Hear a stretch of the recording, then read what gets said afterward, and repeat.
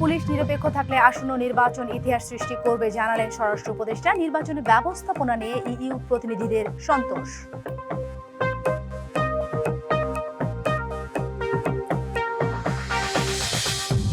নির্বাচন কমিশন চরম ব্যর্থ, মন্তব্য এনসিপির আখতার হোসেনের। ঋণ খেলাপি ও ট্যাক্স ফাঁকিবাজদের যেন নির্বাচনে অংশ নিতে না পারে আহ্বান তার।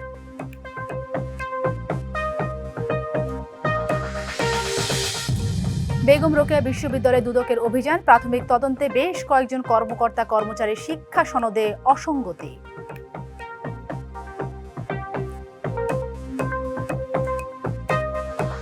কৃষিবিদ ইনস্টিটিউশনের কথা বলছেন তারেক রহমানের মেয়ে জাইবা রহমান, সরাসরি যুক্ত হচ্ছে সেখানে। এসেছে দাদুর ব্যাপারে এটা বলতে বলতে, দাদু যখন আমাদের সাথে লন্ডনে ছিলেন গত বছর প্রথমের দিকে, উনি যখন এসেছিলেন তখন হাসপাতালে ছিলেন কিছু চিকিৎসার জন্য। ওখানে বিভিন্ন দেশ থেকে নার্স ছিল, ডাক্তার ছিলেন, এবং একটি নার্স ছিলেন নাইজেরিয়া ওয়েস্ট আফ্রিকাতে। আম্মা আব্বা একদিন দাদুকে সকাল সকাল দেখতে গেছিল, তো নার্স তারপরে বলেছে যে ও আমি তো আপনার মাকে চিনেছি। আম্মু আব্বু বললো কিভাবে? আপনার মাই প্রথম ইলেক্টেড প্রাইম মিনিস্টার বাংলাদেশের না? আম্মু আব্বু তো অবাক, হ্যাঁ আপনি কিভাবে জানেন? তো নার্স তারপরে বললো যে আপনাদের যে উনি যে এত কিছু করেছেন এই মেয়েদের শিক্ষার জন্য, specially primary education, food for education, cash for education, এগুলো আমাদের সরকার ওই 35-30 বছর আগে দেখে ইমপ্লিমেন্ট করেছিল।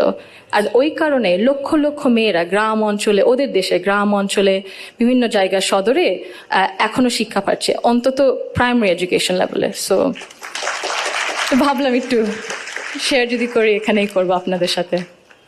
জি, she also understood that education alone was not enough if women were not supported to remain in public and economic life.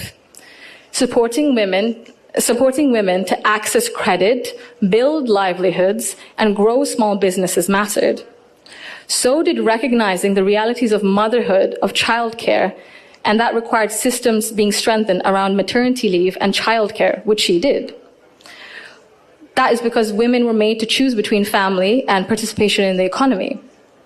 For me, these legacies show the values that I saw both reflected at home. স্বতন্ত্র institute হিসেবে সুপারিশ বাস্তবায়নের দাবিতে বিক্ষোভ মিছিল করেছেন Barishal engineering কলেজের শিক্ষার্থীরা। সকালে ভোলা বরিশাল মহাসড়কে বিক্ষোভ মিছিল করেন শিক্ষার্থীরা।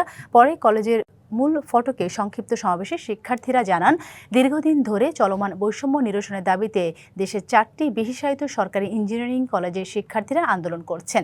আন্দোলনের প্রেক্ষিতে তদন্ত প্রতিবেদন জমা দেওয়া হয়। তাদের অভিযোগ, সরকার গঠিত কমিটির সুপারিশ বাস্তবায়নে কারিগরি শিক্ষা অধিদপ্তর রহস্যজনকভাবে অনীহা প্রকাশ করছে। দ্রুত সময়ে সুপারিশ বাস্তবায়ন না হলে আরও কঠোর কর্মসূচির হুঁশিয়ারি দেন বিক্ষোভকারীরা। দেখছিলেন মার্কেন্টাইল ব্যাংক ডিবিসি সারা বাংলা সংবাদ শিরোনাম। এবারে জানাবো খবরের বিস্তারিত। আপনাদের সাথেই আছি সালিহা পারভিন সাথী। পুলিশ পেশাদারিত্বের পরিচয় দিয়ে নিরপেক্ষভাবে কাজ করলে ত্রয়োদশ সংসদ নির্বাচন ইতিহাস সৃষ্টি করবে, এমনটা বললেন স্বরাষ্ট্র উপদেষ্টা জাহাঙ্গীর আলম চৌধুরী। রাজশাহী পুলিশ একাডেমিতে 41তম বিসিএস ব্যাচের প্রশিক্ষণ সমাপনী কুচকাওয়াজ অনুষ্ঠানে কথা বলেন তিনি। পুলিশ কোনো রাজনৈতিক দলের বাহিনী নয়, প্রার্থী বা এজেন্টের কাছ থেকে কোনো ধরনের আর্থিক সুবিধা নেওয়ার সুযোগ নেই, সাফ জানিয়ে দেন উপদেষ্টা। তিনি বলেন, দায়িত্ব পালনের সময় কোনো প্রার্থীর প্রতিনিধির কাছ থেকে খাবারও গ্রহণ করতে পারবে না পুলিশ সদস্যরা। এবারে জাতীয় সংসদ নির্বাচনে প্রায় 1,50,000 পুলিশ দায়িত্ব পালন করবেন।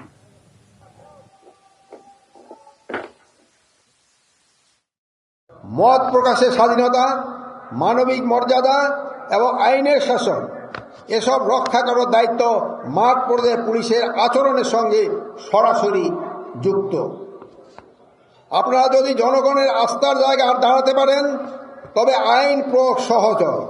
রংপুরে বেগম রোকেয়া বিশ্ববিদ্যালয়ে অভিযান চালিয়ে প্রাথমিক তদন্তে বেশ কয়েকজন কর্মকর্তা কর্মচারীর শিক্ষা সনদে অসঙ্গতি পেয়েছে দুর্নীতি দমন কমিশন দুদক। এর আগে রংপুরে বেগম রোকেয়া বিশ্ববিদ্যালয়ে বেশ কয়েকজন কর্মকর্তা কর্মচারীর বিরুদ্ধে জাল সনদ ব্যবহার করে চাকরি করার অভিযোগ ওঠে। অভিযোগের ভিত্তিতে দুপুরে বিশ্ববিদ্যালয়ের প্রশাসনিক ভবনের সংশ্লিষ্ট দপ্তরগুলোতে অভিযান চালায় দুদকের একটি প্রতিনিধি দল। অভিযানে বিভিন্ন নথিপত্র যাচাই ও সংশ্লিষ্টদের সঙ্গে কথা বলে সংস্থাটি। জাল সনদ সংগ্রহের কাজ প্রক্রিয়াধীন জানায় দুদক। দাপ্তরিকভাবে সনদগুলো সংগ্রহ করার পরই পরবর্তী আইনি পদক্ষেপ কমিশনের মাধ্যমে নেওয়ার কথা জানান অভিযান পরিচালনাকারী কর্মকর্তা। কর্মকর্তা কর্মচারী জাল সনদপত্র দাখিল করে চাকরি করতেছিল এবং ইতিমধ্যে একজনকে সাময়িক বরখাস্ত করা হয়েছে। আমরা এই জাল সনদপত্রের বিষয়টা আমরা সনদপত্রগুলো সংগ্রহ করব এবং সংশ্লিষ্ট ডিপার্টমেন্টে ভেরিফাইড করার পরে আমরা রিপোর্ট লিখব। আসন্ন ত্রয়োদশ জাতীয় নির্বাচনে সার্বিক বিষয়ে জানতে নাটোরের পুলিশ সুপার ও জেলা প্রশাসকের সাথে মতবিনিময় করেছে ইউরোপীয় ইউনিয়নের পর্যবেক্ষক দল। দুপুরে ইউরোপীয় ইউনিয়নের 4 সদস্যের প্রতিনিধি দল প্রথমে নাটোরের পুলিশ সুপার আব্দুল ওয়াহাবের সাথে বৈঠক করেন। পরে তারা জেলা প্রশাসক আসমা শাহিনের সাথে রুদ্ধদ্বার বৈঠক করেন নির্বাচন পূর্ব আইন শৃঙ্খলা পরিস্থিতি নিয়ে। আইন শৃঙ্খলা বাহিনীর ব্যবস্থাপনায় সন্তোষ প্রকাশ করে প্রতিনিধি দল। প্রশাসন সহ বিভিন্ন সেক্টরের সাথে বৈঠকের পর বিস্তারিত জানা যাবে বলে জানায় ইউরোপীয় পর্যবেক্ষক দল। ফরিদপুর 2 আসনের প্রতিপক্ষ প্রার্থীর বিরুদ্ধে নির্বাচনী আচরণবিধি লঙ্ঘনে সমর্থকদের উপর হামলা এবং প্রাণনাশের হুমকির অভিযোগ সংবাদ সম্মেলনে করেছেন বাংলাদেশ খেলাফত মজলিস প্রার্থী মোহাম্মদ আকরাম আলী। সকালে ফরিদপুর জেলা প্রশাসক ও রিটার্নিং অফিসারের কাছে লিখিত অভিযোগ জমা দেন তিনি। পরে ফরিদপুর প্রেস ক্লাবে সংবাদ সম্মেলন করে আকরাম আলী বলেন, বিএনপি সমর্থিত নেতা কর্মীরা পরিকল্পিতভাবে প্রচারণায় বাধা ও ভীতি প্রদর্শন করছে। এছাড়া মাঝারদিয়া ইউনিয়ন বিএনপির সভাপতি হাবিবুর রহমান তাকে প্রকাশ্যে জঙ্গি বলে অপপ্রচার চালাচ্ছেন এবং মানহানি করছেন। তার কর্মীদের উপর হামলার হুমকি ও ভয়ভীতি দেখানোর অভিযোগও করেন তিনি। আমাদের এটাও একটা হুমকি বলে মনে করছি। শরীয়তপুর সদর উপজেলার শোলপাড়া ইউনিয়নে বর্তমান ও সাবেক চেয়ারম্যান সহ আওয়ামী লীগ ও অঙ্গ সংগঠনের 5 শতাধিক নেতাকর্মী আনুষ্ঠানিকভাবে বিএনপিতে যোগ দিয়েছেন। দুপুরে শোলপাড়া মনোর খান উচ্চ বিদ্যালয় মাঠে সাবেক প্রধানমন্ত্রী বেগম খালেদা জিয়ার রুহের মাগফিরাত কামনায় আয়োজিত দোয়া ও মিলাদ মাহফিল অনুষ্ঠানে তারা বিএনপিতে যোগ দেন। শরীয়তপুর 1 আসনে বিএনপি মনোনীত সংসদ সদস্য প্রার্থী সাইদ আহমেদ আসলাম এবং জেলা বিএনপি সাধারণ সম্পাদক সর্দার AKM নাসির উদ্দিন কালু নবাগতদের ফুল দিয়ে দলে বরণ করেন। বিএনপি নেতারা বলেন, আজকের এই গণযোগদান প্রমাণ করে মানুষ ফ্যাসিবাদের কবল থেকে মুক্তি চায়। গণতন্ত্র পুনরুদ্ধার ও জনগণের ভোটাধিকার প্রতিষ্ঠার আন্দোলনে এই যোগদান জাতীয়তাবাদী শক্তিকে আরও শক্তিশালী করবে। তারা নবাগতদের ঐক্যবদ্ধভাবে দেশ গড়ার কাজে অংশ নেওয়ার আহ্বান জানান। যারা ঋণ খেলাপি ও রাষ্ট্রের ট্যাক্স ফাঁকি দিয়েছে তারা যেন নির্বাচনে অংশ নিতে না পারে, এমন আহ্বান জানিয়েছেন এনসিপি সদস্য সচিব আখতার আহমেদ। বলেন, ভবনের সামনে প্রার্থীদের মারধর করা হচ্ছে, সেখানে ইসি কোনো ভূমিকা পালন করছে না। নির্বাচন কমিশন চরম ব্যর্থ বলে মন্তব্য করেন তিনি। সকালে রংপুরে শহীদ আবু সাইদ এর কবর জিয়ারত শেষে সব কথা বলেন তিনি। এনসিপি জাতীয় ছাত্র শক্তির নেতারা বলেন, বাংলাদেশের মানুষ পুরনো আওয়ামী পদ্ধতি চায় না বলে গণভোটে হ্যাঁ দিতে চায়। রংপুরে পীরগঞ্জের বাবনপুরে জুলাই গণ অভ্যুত্থানে প্রথম শহীদ আবু সাইদের কবর জিয়ারতের মধ্য দিয়ে গণভোটে হ্যাঁ এর পক্ষে প্রচারণা শুরু করল এনসিপির জাতীয় ছাত্র শক্তি।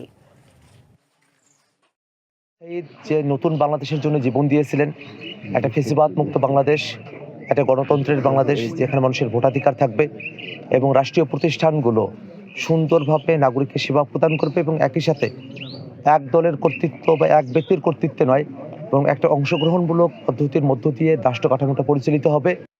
প্রভাবশালী মহলের ছত্রছায়া আর প্রশাসনকে ম্যানেজ করে ময়মনসিংহে চলছে অবৈধ ইট ভাটা। বন উজাড় করে কাঠ দিয়ে পোড়ানো হচ্ছে ইট। কালো ধোঁয়ার দূষণে বিপর্যস্ত পরিবেশ, হুমকিতে জনস্বাস্থ্য, বাড়ছে রোগের প্রাদুর্ভাব।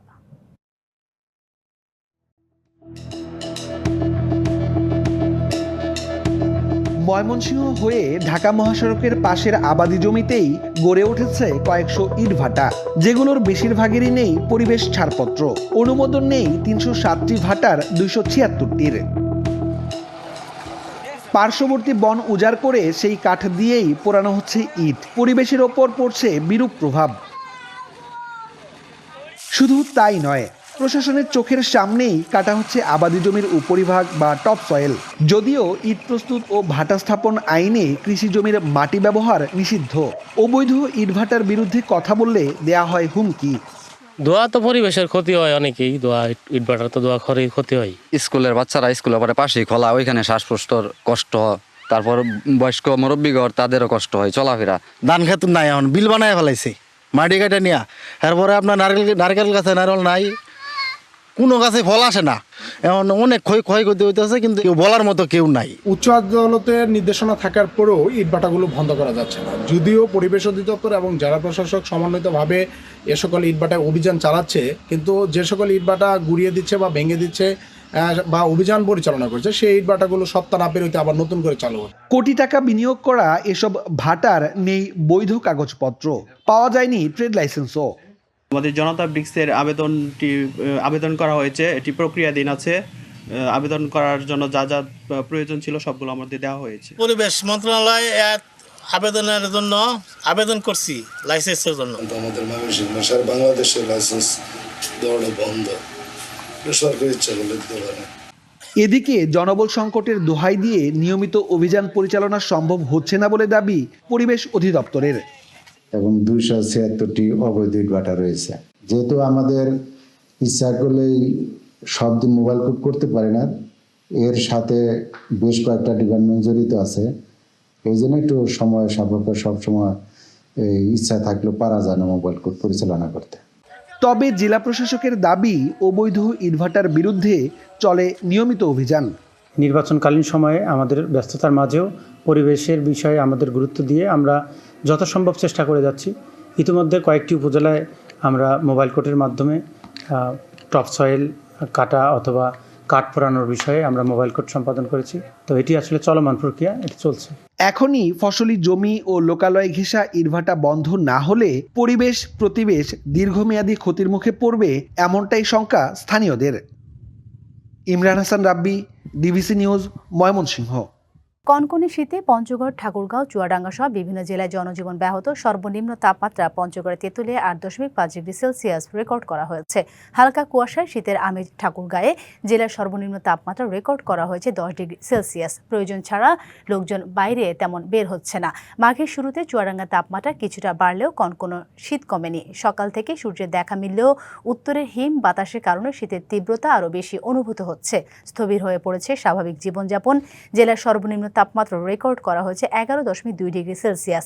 বেলা বাড়ার সাথে সাথে কুয়াশা কেটে গেলেও হিমেল বাতাসে বেশি ভোগান্তিতে খেটে খাওয়া দিনমজুর ও ছিন্নমূল মানুষ। শীতের প্রকোপ বাড়ার সঙ্গে সঙ্গে শীতজনিত রোগের সংক্রমণও বাড়ছে। হাসপাতালে অতিরিক্ত রোগীদের চাপ সামলাতে হিমশিম সংশ্লিষ্টদের। চিকিৎসকরা প্রয়োজনীয় সতর্কতা অবলম্বনের পরামর্শ দিয়েছেন। এদিকে পুরনো কাপড়ের দোকানে ভিড় বেড়েছে নিম্ন আয়ের মানুষের। রাজধানী কৃষিবিদ ইনস্টিটিউশনে জাতি গঠনে নারী শীর্ষক আলোচনায় বক্তব্য রাখছেন ব্যারিস্টার জাইমা রহমান। সরাসরি চলে যাচ্ছে সেখানে। When women are welcomed rather than sidelined, they do not only change their own lives, they change the future of their families and the future of the nation.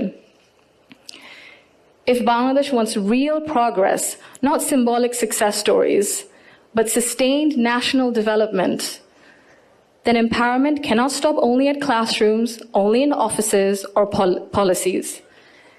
They must reach our homes, our institutions, and our mindsets, and it must be the responsibility of all of us. I thank you all for engaging in an inclusive dialogue today that reflects the true spirit of progress. Thank you.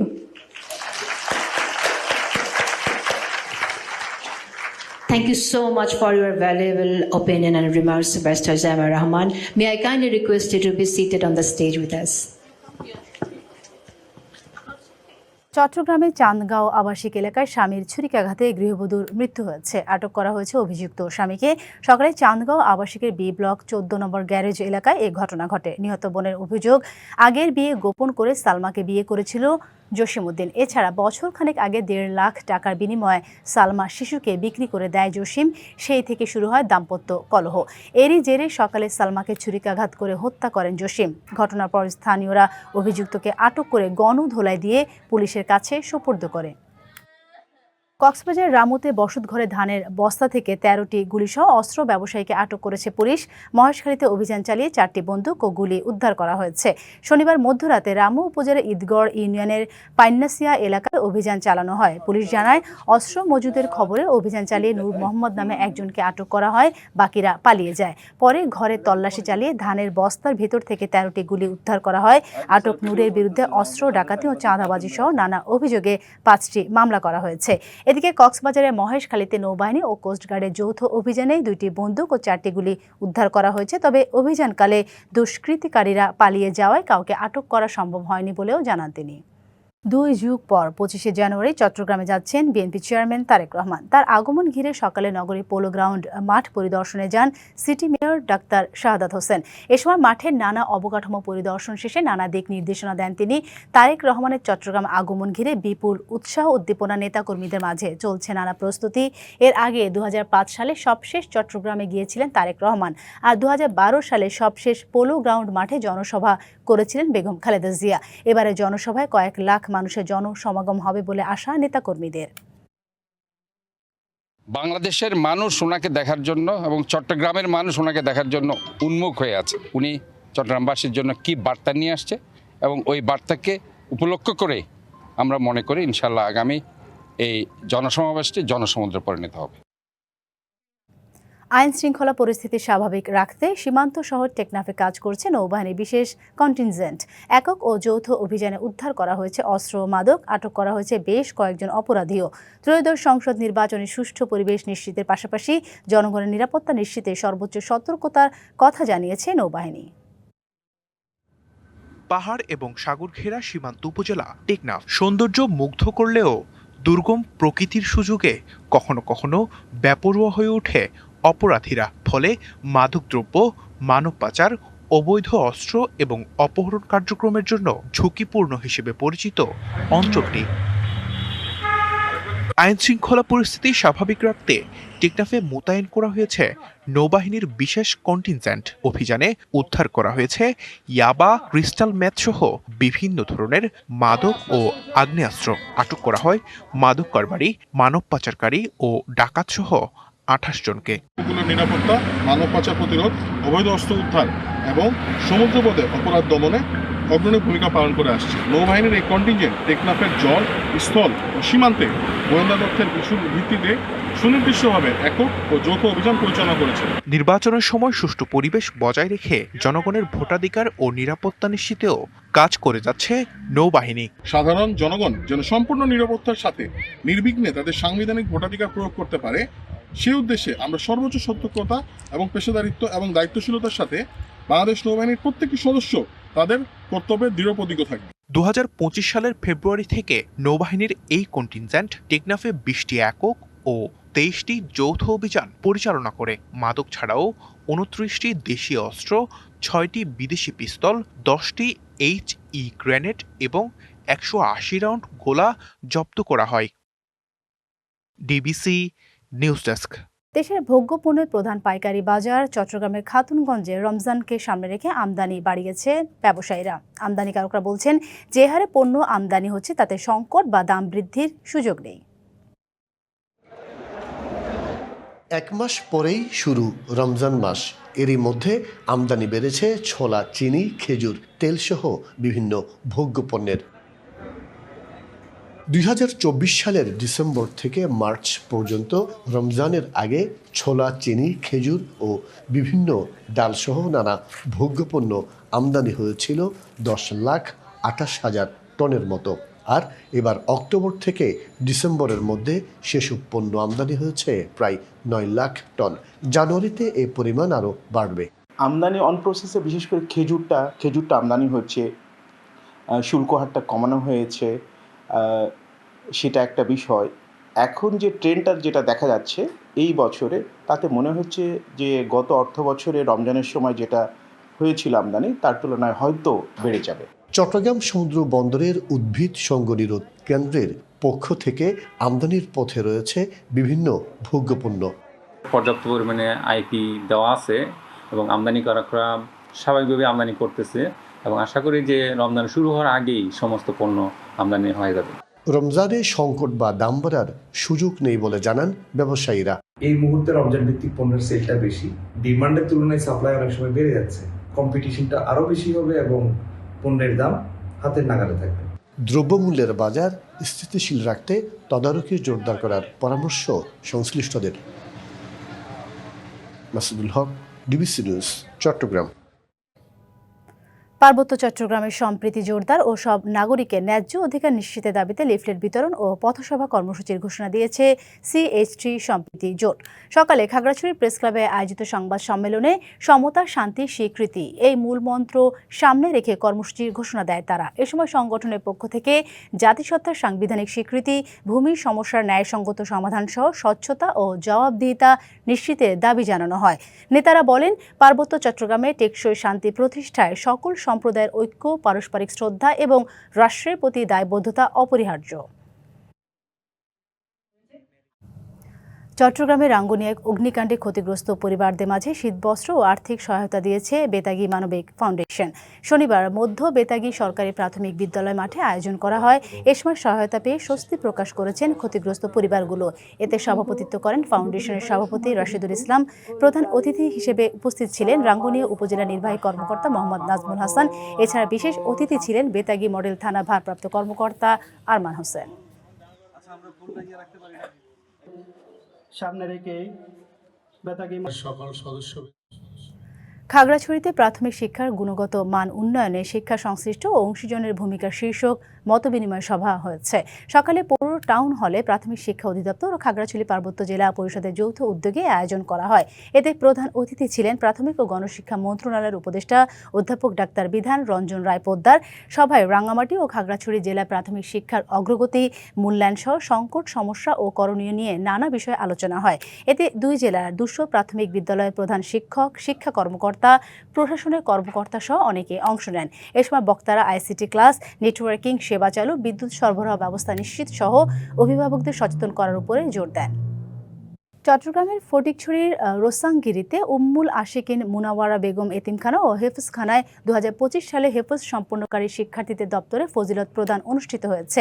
অনুষ্ঠানে প্রধান অতিথি ছিলেন মাইজ ভান্ডারী গাউসিয়া হক মঞ্জিলের হজরত শাহ সুফি সৈয়দ মোহাম্মদ হাসান মাইজ Bhandari, Bangladesh cricket দলের সাবেক অধিনায়ক ও প্রতিষ্ঠানের সভাপতি আকরাম খানের সভাপতিত্বে শেষ পর্বে 10 জন শিক্ষার্থীর মাথায় পাগড়ি পরিয়ে দস্তারে ফজিলত প্রদান করা হয়। মোনাজাতের মধ্য দিয়ে অনুষ্ঠানের সমাপ্তি হয়।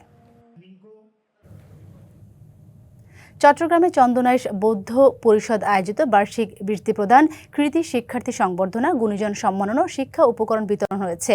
বৌদ্ধ পরিষদের সভাপতি আবু আশুক বড়ুয়ার সভাপতিত্বে অনুষ্ঠানে প্রধান ছিলেন রবীন্দ্র বিশ্ববিদ্যালয়ের উপাচার্য অধ্যাপক ডক্টর সুমন বড়ুয়া। অনুষ্ঠানে উদ্বোধক ছিলেন জাতীয় বৌদ্ধ নেতা বাবু রাখাল চন্দ্র বড়ুয়া। অতিথি হিসেবে উপস্থিত ছিলেন সড়ক মন্ত্রণালয়ের সিনিয়র সহকারী সচিব বাবু শরণ কুমার বড়ুয়া। অনুষ্ঠানে অতিথি, শিক্ষার্থী, বৌদ্ধ ধর্মাবলম্বী সহ বিভিন্ন শ্রেণী পেশার মানুষ, সমাজের গণ্যমান্যরা উপস্থিত ছিলেন। সংবাদ এই ছিল এখনকার মতো। ডিবিসির সঙ্গেই থাকুন।